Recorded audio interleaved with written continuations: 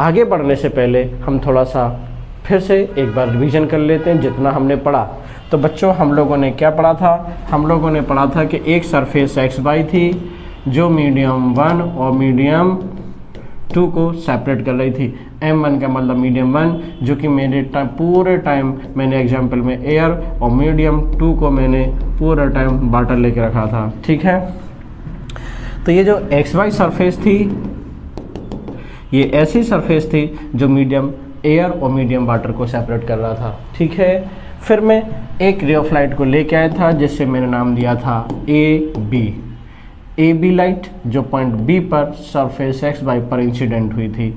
इस रे of light को ऐसा जाना था लेकिन ये ऐसे नहीं गई थी और ये ऐसे बेंड हुई थी। ठीक है, तो बी सी मीडियम सेकेंड में बेंडिंग या बेंडेड रे ऑफ लाइट है और ए बी आने वाली लाइट है। इस पॉइंट बी पर मैंने एक लाइन ड्रॉ की थी जो सरफेस एक्स वाई से, जिसका नाम मैंने दे दिया था एम एन। तो ये एम एन इस सरफेस पे कितना डिग्री एंगल बना रहा था? 90 डिग्री।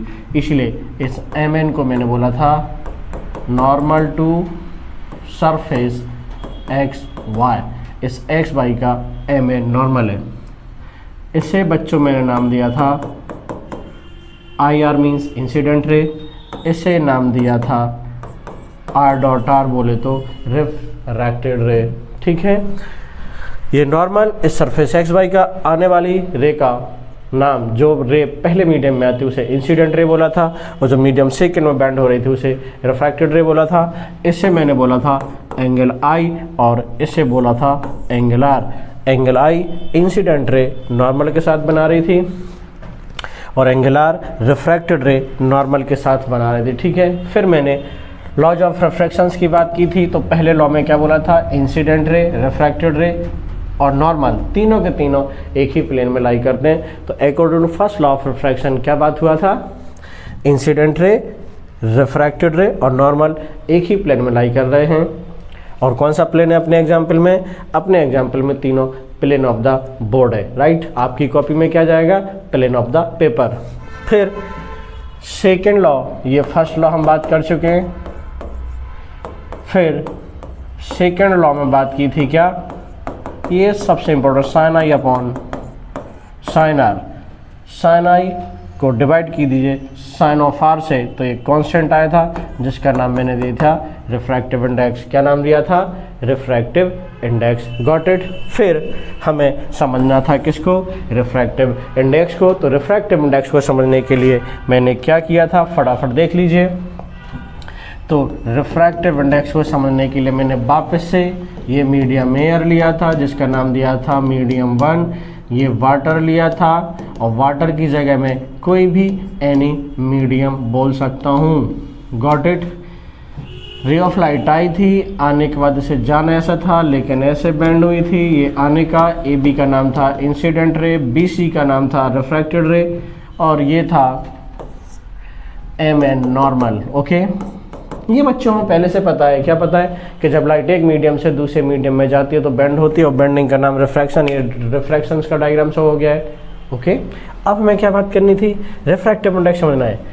लाइट मीडियम एयर से आ रही है तो रिफ्रैक्टिव इंडेक्स को समझने के लिए कंपलसरी है कि रे ऑफ लाइट को एयर से किसी दूसरे मीडियम में जाना चाहिए। एयर से किसी दूसरे मीडियम में जाने के लिए हम देख रहे हैं कि अपना सेकेंड मीडियम कौन सा? वाटर। तो जब लाइट एयर से आती है तो स्पीड, ये आप लोगों को पहले से पता है, speed of light in air कितना होता है?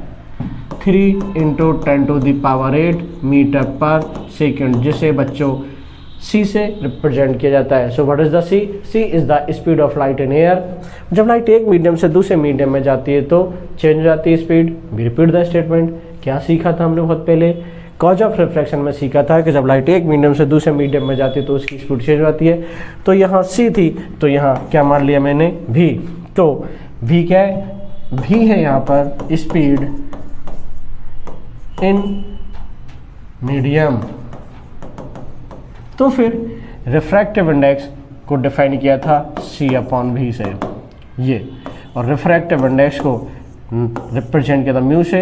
सो refractive index equal to mu equal to ये सी अपॉन बी। तो रिफ्रैक्टिव इंडेक्स की डेफिनेशन बना था क्या बना था? अरे refractive index is defined as the ratio. किसका रेशियो लिखा है? रेशियो लिखा है speed of light in air to speed of light in medium. Got it ना? ये सारी बातें जो हम कर चुके थे, अब हमें बात करनी है कि डायरेक्शन ऑफ बेंडिंग। जब लाइट, क्या ये हमेशा जाना है इसको कैसे था? मार्कर की डायरेक्शन में या पेन की डायरेक्शन में, और ऐसे बेंड हो गए, तो क्या हमेशा ऐसे ही बेंड होगी? यही जानने के लिए हमें बात करनी है, ठीक है। तो rules of bending of light, तो उसको समझने के लिए कुछ एक दो बातें बच्चों और अभी बची हैं, तो उन दोनों बातों के लिए हम करते हैं क्या, यहाँ से एक पॉइंट और देखना है। रिफ्रैक्टिव इंडेक्स की definition mu equal to c by v है। तो ऐसे म्यू और भी में रिलेशन कैसा है? म्यू और भी में रिलेशन है बच्चों 1 अपॉन भी का मतलब इनवर्सली। म्यू और भी कैसे हैं बच्चों? Inversely proportional. और इनवर्सली प्रोपोर्शनल का मीनिंग तो अपने मैथ्स में सीखा हुआ है। क्या सीखा हुआ है? इनवर्स का मीनिंग है बच्चों कि स्पीड ऑफ लाइट अगर ज़्यादा हुआ तो म्यू क्या हो जाएगा? कम। मतलब जिस मीडियम में स्पीड ज़्यादा होगी उस मीडियम का रिफ्रैक्टिव इंडेक्स क्या हो जाएगा बच्चों? लेसर। और दूसरी मीनिंग, पहला मीनिंग तो आपको समझ में आया। सेकंड मीनिंग क्या है? डबल डॉट मीनिंग सेकंड, क्या? म्यू इनवर्सली प्रोपोर्शनल भी का दूसरा मीनिंग, अगर भी लेस है तो ये increase. We repeat the statement. मेरी क्लास में अगर एरो अपवर्ड जा रहा है इसका मतलब इंक्रीज, और एरो डाउनवर्ड जा रहा है इसका मतलब डिक्रीज। तो यहाँ भी का मीनिंग स्पीड इज इंक्रीजेज तो म्यू इज डिक्रीजेज। और इस सेकंड स्टेटमेंट में भी is decreases because of arrow move downward, so mu is increases. So meaning of inversely is clear. बोलो जल्दी। अगर आप लोगों को मीनिंग ऑफ इनवर्स क्लियर है तो क्या सीखा हमने? जिस मीडियम का रिफ्रैक्टिव इंडेक्स ज़्यादा होगा उसमें स्पीड कम हो जाएगी, और जिसका रिफ्रैक्टिव इंडेक्स कम होगा उसमें स्पीड बढ़ जाएगी। और इस मीडियम को जिसका रिफ्रैक्टिव इंडेक्स कम होगा, स्पीड ज़्यादा, उसे कहते हैं रेयर मीडियम। क्या कहते हैं बच्चों? Rare medium. और जिसका रिफ्रैक्टिव इंडेक्स ज़्यादा और उसमें स्पीड कम होगी, ऐसे मीडियम को कहते हैं डेंसर। क्या कहते हैं बच्चों? Denser medium. तो क्वेश्चन आया, रेयर मीडियम की डेफिनेशन क्या है? अरे रेयर मीडियम ऐसा मीडियम होगा जिसका रिफ्रैक्टिव इंडेक्स कम और स्पीड उसमें ज़्यादा। तो क्वेश्चन है डेंसर मीडियम क्या होगा? बेटा दिख रहा है ना, डेंसर मीडियम में क्या लिखा मैंने? डेंसर मीडियम में लिखा रिफ्रैक्टिव इंडेक्स ज़्यादा होगा तो स्पीड कम। तो denser medium is that medium in which speed is less and refractive index more. और यहाँ से रेयर मीडियम की डेफिनेशन क्या निकला? Refractive index lesser so speed is more. Got it. अब हम एक टेबल दे रहे हैं आप लोगों को, जिस टेबल में हमें ये पता चलेगा। अब मैं क्या देने वाला हूँ? आपको टेबल देने वाला हूँ जिसमें हम अलग अलग मीडियम के अलग अलग रिफ्रैक्टिव इंडेक्स लिखने वाले हैं। सो देखिए फटाफट, ये रहा सबसे पहले, ये रहा मीडियम और ये रहा उनका रिफ्रैक्टिव इंडेक्स, और ये रहा सीरियल नंबर। सबसे पहले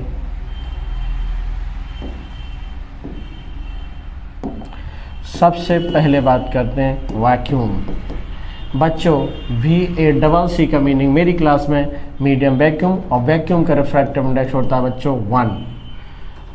सेकेंड मीडियम का नाम ले रहा हूँ बच्चों एयर, और एयर का रिफ्रैक्टिव इंडेक्स मैंने कितना लिखा? 1.003। ओके। थर्ड मीडियम अगर मैं वाटर ले लेता हूँ तो वाटर के रिफ्रैक्टिव इंडेक्स को रिप्रेजेंट किया जाता है म्यू से। तो रिफ्रैक्टिव इंडेक्स बोलो या म्यू, वैक्यूम का कितना? 1, एयर का म्यू कितना? 1.003, वाटर का कितना होता है बच्चों? 4/3, जिसे 1 जब डिवाइड करोगे तो 1.33। सिमिलरली वाटर के बाद मैंने ले लिया गिलास, और गिलास का रिफ्रैक्टिव इंडेक्स होता है बच्चों 3/2, जिसे 1.5 लिया जाता है। और अगला आता है क्वेश्चन नंबर, अगला पॉइंट डायमंड। क्या आता है बच्चों? डायमंड। और डायमंड के लिए DIA का मतलब डायमंड का कई बुक बेटा 5.2 लेती हैं, और टेम्परेचर के अकॉर्डिंग वेरी करता है। सो अब 5.2 को बच्चों 2.5 और कई वो किसी को 2.4 भी लेते हैं। सो थोड़ा बहुत वेरिएशन चलता है, डजेंट मैटर वो, ठीक है। अभी आपको सिर्फ इतना जानना है, ये टेबल बच्चों आप लोगों को कोशिश करें याद कर लें। तो क्या देखा, वैक्यूम का रिफ्रैक्टिव इंडेक्स 1, एयर का 1.003, वाटर का कितना है 4/3 जिसे 1.33, ग्लास का रिफ्रैक्टिव इंडेक्स 3/2 जो कि 1.5, और डायमंड का रिफ्रैक्टिव इंडेक्स मैंने 5.2 लिया जिसको आप 2.5 भी कह सकते हैं। Got it. यहाँ से हमें अभी एक बात करनी है, देखो ना, वैक्यूम का 1 है, एयर का कितना है 0.003, इसका मतलब वैक्यूम से एयर का रिफ्रैक्टिव इंडेक्स मोर है, इसका मतलब वैक्यूम और एयर में रिफ्रैक्टिव इंडेक्स एयर का जाना है, इसका मतलब वैक्यूम और एयर में एयर डेंसर कहलाएगा। Got it.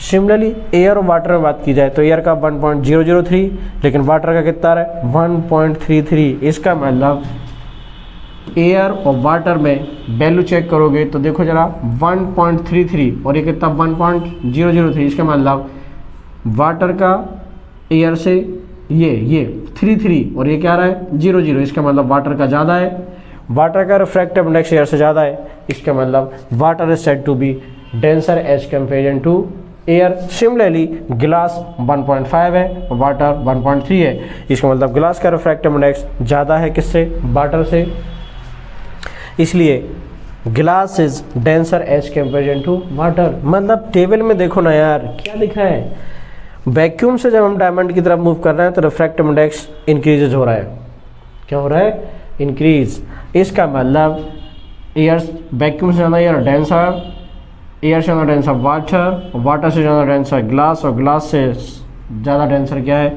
डायमंड, इसका मतलब डायमंड, इन सारे में डायमंड सबसे ज़्यादा डेंसर, उससे कम ग्लास, उससे कम water and so on. Got it. ये थे रिफ्रैक्टिव इंडेक्स और उनकी वैल्यू। Got it.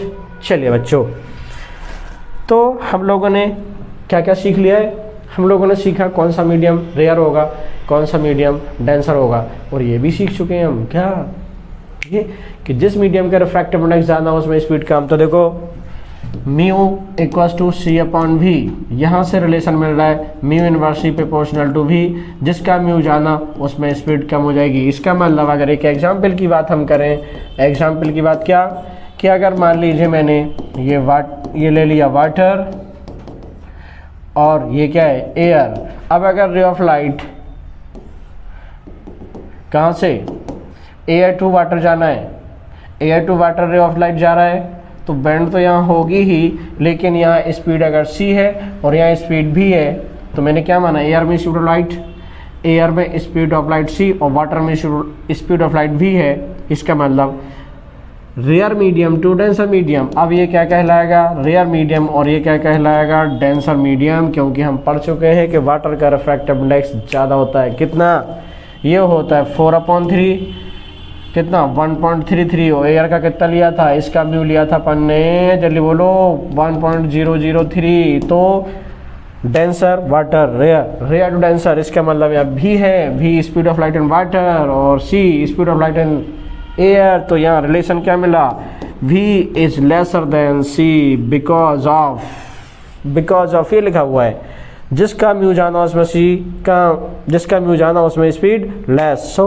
क्या मिला, जब रे ऑफ लाइट एयर से वाटर मूव करेगी तो स्पीड ऑफ लाइट डिक्रीज रहेगी, इसलिए v is less than c। Similarly उल्टा क्या, उल्टे में ये देखो यार, उल्टा क्या, ये ले लीजिए, ये में रे ऑफ लाइट, ये क्या है वाटर, पता है अपने को ये कौन सा मीडियम, और डीएम मतलब डेंसर मीडियम, ठीक है, और वाटर से किधर जाना है, अब क्वेश्चन मैं किधर लेके जा रहा हूँ एयर में, तो यहाँ स्पीड वाटर में मान लीजिए आपने क्या माना v1 और यहाँ एयर में मान ली v2, तो अपने को पता है denser medium to air rare medium है, इसका मतलब v1 और v2 में रिलेशन क्या होगा बच्चों, जल्दी बोलो, relation between v1 and v2 denser to rare, मतलब यहाँ स्पीड बढ़ जाएगा, इसका मतलब v2 is greater than v1, क्योंकि light travelling from denser medium to rare medium, पक्का।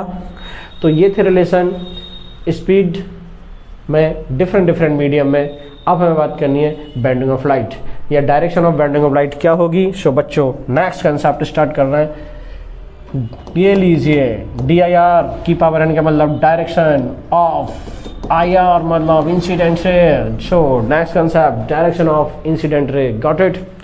हाँ, आज थोड़ा मैं अच्छा फील कर रहा हूँ, मतलब मुझे लग रहा है कि मैं अपनी जो ऑफलाइन क्लासेस होती है उसके जैसा कुछ कुछ पढ़ा रहा हूँ। इसके पहले मुझे रिदम या फील नहीं आ रहा था यार, आज अच्छा लग रहा है, रियली मज़ा आने वाला है आगे। ओके, सो आप लोग एंजॉय करें। Direction of incident ray when TRAV का मतलब ट्रेवलिंग फ्रॉम M1 मतलब मीडियम 1 टू मीडियम 2। क्या क्या है, हेडिंग बना दिया मैंने, हेडिंग बना दिया डायरेक्शन ऑफ इंसिडेंट रे किस तरह डायरेक्शन होगी जब वो एक मीडियम से दूसरे मीडियम में मूव कर रही है। तो पहला क्वेश्चन ये लीजिए, ये लीजिए, ये ले लिया मैंने। RM का मतलब रेयर मीडियम और DM का मतलब डेंसर मीडियम। इसका रिफ्रैक्टिव इंडेक्स μ1, इसका रिफ्रैक्टिव इंडेक्स μ2। क्या बोला मैंने, ये रेयर मीडियम है और ये डेंसर मीडियम है, ठीक है। अब ये लाइट आया और इसे ऐसा जाना था, मतलब क्वेश्चन क्या बन गया, रे ऑफ लाइट ट्रेवल हो rare medium to denser medium. पहले कंसेप्ट में मैं लाइट को रेयर मीडियम से डेंसर में लेके जा रहा हूँ और ये रहा नॉर्मल, इसका नाम था XY, इसका नाम अभी तक मैं पूरा टाइम ML लेके रखा। ये रही इंसिडेंट रे। अब जब लाइट रेयर मीडियम टू बच्चों डेंसर मीडियम में जाती है तो इसको ऐसा जाना था, ये पेन की डायरेक्शन में, लेकिन एक्चुअल में ऐसे बेंड हो जाती है।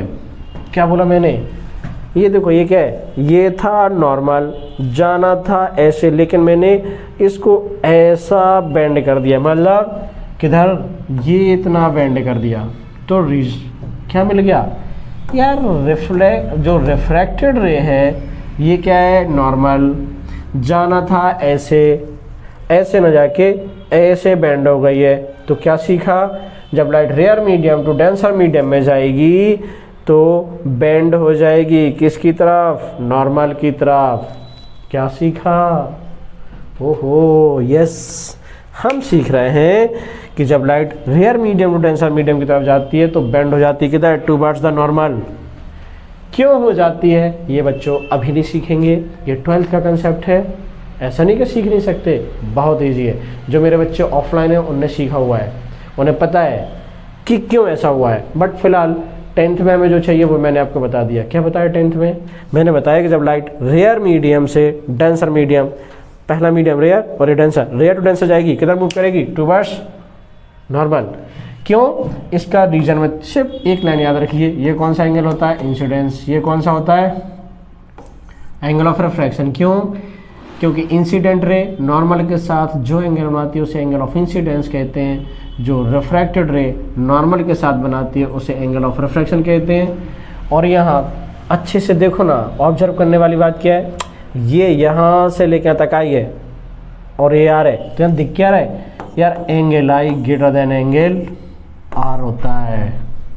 और यही रीज़न है, ये मैथमेटिकली प्रूफ किया जाता है। क्या प्रूफ करते हैं, जब light rare medium to denser medium जाती है तो एंगल ऑफ इंसिडेंस हमेशा एंगल ऑफ रिफ्रैक्शन से ज़्यादा होता है, इसीलिए लाइट को नॉर्मल की तरफ बेंड करना पड़ता है। सो रूल क्या बन गया, पहला रूल बन गया कि light rare medium denser medium में जाएगी तो बेंड करेगी towards the normal. Got it, very good.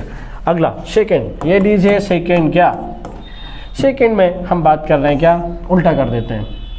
अब इसको